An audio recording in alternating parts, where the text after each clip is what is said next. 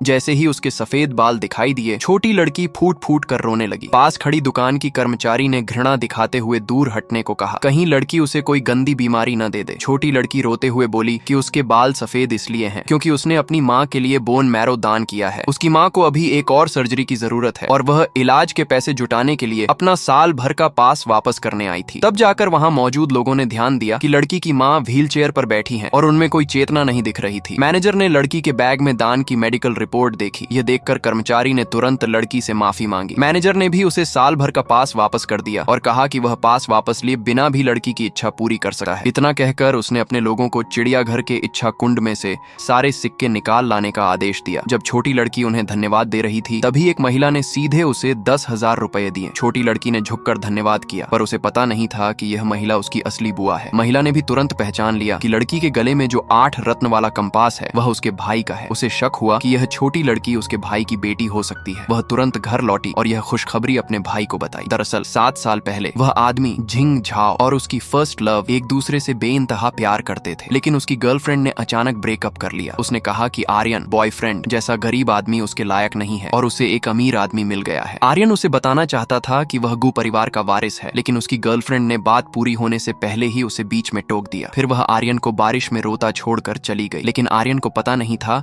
कि गाड़ी में बैठते ही उसकी गर्लफ्रेंड रोने लगी थी क्योंकि उसे एमियोट्रोफिक लेटरल स्क्लेरोसिस नामक बीमारी का पता चला था। वह आर्यन पर बोझ नहीं बनना चाहती थी, इसलिए उसने दर्द सहकर उससे रिश्ता तोड़ लिया। अलग होने के बाद आर्यन तुरंत अपने परिवार में वापस चला गया, लेकिन उसे अपनी गर्लफ्रेंड से सख्त नफरत हो गई जिसने उसे छोड़ दिया था। जब उसकी गर्लफ्रेंड चुपचाप दुनिया छोड़ने की तैयारी कर रही थी तो उसे पता चला कि वह प्रेग्नेंट है। उसने बच्चे को जन्म देने का फैसला किया। 10 महीने बाद उसने अकेले एक बेटी को जन्म दिया। समय के साथ उसकी सेहत बिगड़ती गई। जब बेटी 6 साल की हुई तो वह पूरी तरह चलने फिरने की क्षमता खो चुकी थी और केवल हर साल बोन मैरो ट्रांसप्लांट से ही उसकी हालत स्थिर हो पाती थी। उधर आर्यन की दादी उस पर शादी करने का दबाव डाल रही थी, लेकिन वह अपनी फर्स्ट लव को भूल नहीं पाया था और उसने कहा कि वह पूरी जिंदगी शादी नहीं करेगा। तभी उसकी बहन ने उसे खुशखबरी दी, तुम्हारी शायद एक बेटी है। आर्यन ने बहन की बात पर यकीन नहीं किया। तब उसकी बहन ने उसे छोटी लड़की से मिलने और उसके गले में 8 रत्न वाला कंपास देखने की पूरी कहानी बताई। आर्यन का दिमाग 6 साल पहले की बातों में चला गया। उसने अपनी पुश्तैनी धरोहर व 8 रत्न वाला कंपास